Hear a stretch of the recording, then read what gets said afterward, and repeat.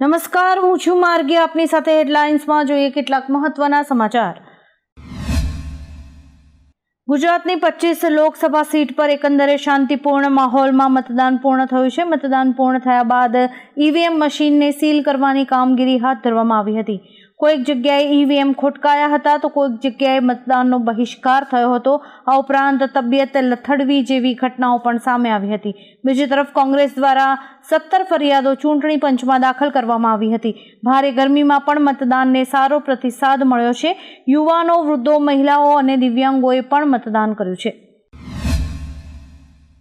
ભારતીય ટીમ જૂનમાં T20 world cup 2024 માટે અમેરિકા અને વેસ્ટ ઇન્ડિઝના પ્રવાસે જઈ રહી છે. આ માટે ટીમ ઇન્ડિયાની જર્સી લોન્ચ કરવામાં આવી છે. હવે જર્સીની કિંમતને લઈને હોબાળો થયો છે. જ્યારે લોકોને સોશિયલ મીડિયા પર જર્સીની કિંમત વિશે જાણ થઈ ત્યારે ચાહકોએ કહ્યું કે તેઓ બિલકુલ જર્સી નહીં ખરીદે. એડિડાસે જર્સીની કિંમત ₹5,999 રાખી છે, જે ચાહકોને સ્વીકાર્ય નથી. આ જર્સી એડિડાસ દ્વારા બનાવવામાં આવી છે અને ઓનલાઈન પણ મળી શકે છે.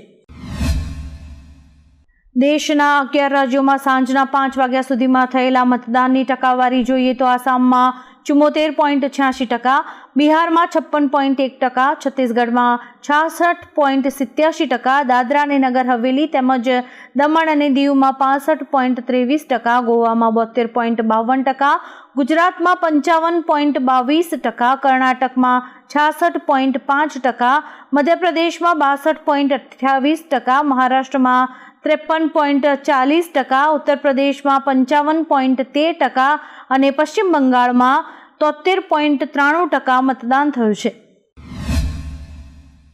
મતદારોના મિજાજને વધાવતા આજે મેઘરાજાએ પણ અરવલ્લીમાં એન્ટ્રી મારી હતી. હવામાન વિભાગની આગાહી વચ્ચે ગુજરાતમાં વાદળછાયું વાતાવરણ જોવા મળ્યું હતું. અનેક જગ્યાએ મતદાતાઓ ગરમીમાં શેકાયા હતા તો અરવલ્લીમાં અચાનક જ વાતાવરણમાં પલટો આવ્યો હતો. વાદળો છવાતા મોડાસા સહિતના વિસ્તારમાં હળવા મધ્યમ વરસાદી છાંટણા થયા હતા અને વરસાદને કારણે વાતાવરણમાં પણ ઠંડક પ્રસરી હતી.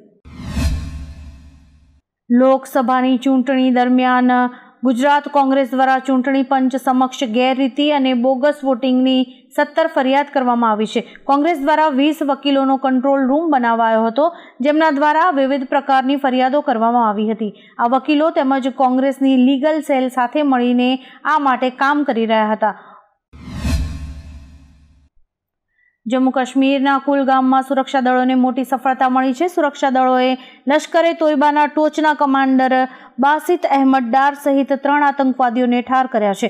દક્ષિણ કાશ્મીરના કુલગામના રેડવાની પાઇન વિસ્તારમાં આતંકવાદીઓ સાથે ચાલી રહેલા એન્કાઉન્ટરમાં સુરક્ષા દળોને આ મોટી સફળતા મળી છે. માર્યા ગયેલા આતંકીઓની હજુ સુધી ઓળખ નથી થઈ. તેમના મૃતદેહ મળ્યા બાદ તેમની ઓળખ કરવામાં આવશે. દિલ્હી એક્સાઇઝ પોલિસી કેસમાં દિલ્હી કોર્ટે સીએમ અરવિંદ કેજરીવાલની ન્યાયિક કસ્ટડી 20મી મે સુધી લંબાવી છે. બીજી તરફ સુપ્રીમ કોર્ટે કેજરીવાલના વચગાળાના જામીન પર પણ કોઈ નિર્ણય નથી આપ્યો. બંને પક્ષોને સાંભળ્યા બાદ બેન્ચે વચગાળાના જામીન માટેનો નિર્ણય અનામત રાખ્યો છે. આ નિર્ણય ક્યારે આવશે તેની પણ માહિતી નથી આપી. ઉલ્લેખનીય છે કે કેજરીવાલે ચૂંટણી પ્રચાર માટે વચગાળાના જામીન માંગ્યા હતા. ગીરના જંગલમાં આવેલ બાણેજ ખાતે માત્ર એક જ મતદાતા છે. તેઓ મતદાન કરી શકે તે માટે એક બૂથ ઊભું કરવામાં આવે છે. દર વર્ષે અહીં એક જ મતદાતા માટે ચૂંટણી પંચ દ્વારા મતદાન કુટીર બનાવવામાં આવે છે. આજે પણ બાણેજ મંદિરના મહંત હરિદાસ બાપુ માટે આ બૂથ બનાવવામાં આવ્યું હતું અને બાપુએ પોતાનો કિંમતી મત આપ્યો હતો. ઉલ્લેખનીય છે કે એક જ મતદાતા હોવાથી અહીં દર વર્ષે 100% મતદાન નોંધાય છે. મતદાન દરમિયાન અમદાવાદના મણિનગર વિસ્તારમાં એક મહિલા વોટ આપ્યા બાદ બેભાન થયા હતા અને 108 દ્વારા તેમની સારવાર થઈ હતી. મળતી માહિતી મુજબ આકરી ગરમી વચ્ચે તેઓ બેભાન થયા હતા. બીજી તરફ મતદાન કરવા આવેલા કોંગ્રેસના શક્તિસિંહ ગોહિલ પ્રિસાઇડિંગ ઓફિસર પર લાલઘુમ થયા હતા. પ્રિસાઇડિંગ ઓફિસર ભાજપના ચિહ્નવાળી પેન લઈને બેઠા હતા, તેથી ગોહિલે ઇલેક્શન કમિશનને આ અંગે કડક પગલાં લેવા કહ્યું છે. અભિનેતા સલમાન ખાનના ઘરની બહાર ફાયરિંગ કેસમાં 5મા આરોપીની ધરપકડ કરવામાં આવી છે. મુંબઈ ક્રાઇમ બ્રાન્ચે આરોપી મોહમ્મદ રફીક ચૌધરીની પંજાબમાંથી ધરપકડ કરી છે.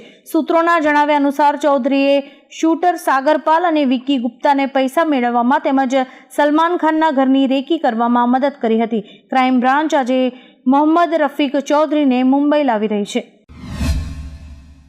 રવિ શાસ્ત્રીએ આઈસીસીની એક ઇવેન્ટમાં કહ્યું છે કે યશસ્વી જયસ્વાલ અને શિવમ દુબે T20 વર્લ્ડ કપમાં ખૂબ જ મહત્વપૂર્ણ ખેલાડી સાબિત થશે.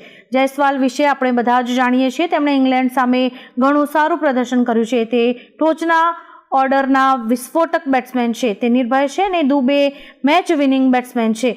તે શાનદાર સિક્સર ફટકારે છે અને સ્પિન સામે તે એટેક કરતી વખતે સ્પિનર્સને ખતમ કરી દે છે, એવું રવિ શાસ્ત્રીએ એક ઇવેન્ટમાં જણાવ્યું હતું.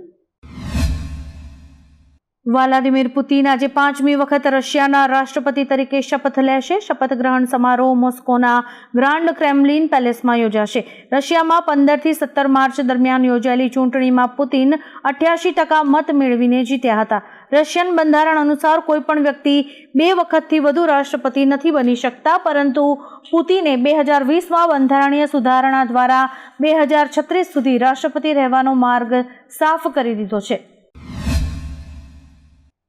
ફિલ્મ બ્રહ્માસ્ત્રની સિક્વલને લઈને એક અપડેટ સામે આવ્યું છે. હવે આ ફિલ્મનું શૂટિંગ આવતા વર્ષે 2025થી શરૂ થશે. પ્રાપ્ત માહિતી અનુસાર આ ફિલ્મ 3 ભાગમાં બનશે અને તેનું શૂટિંગ આવતા વર્ષે થશે.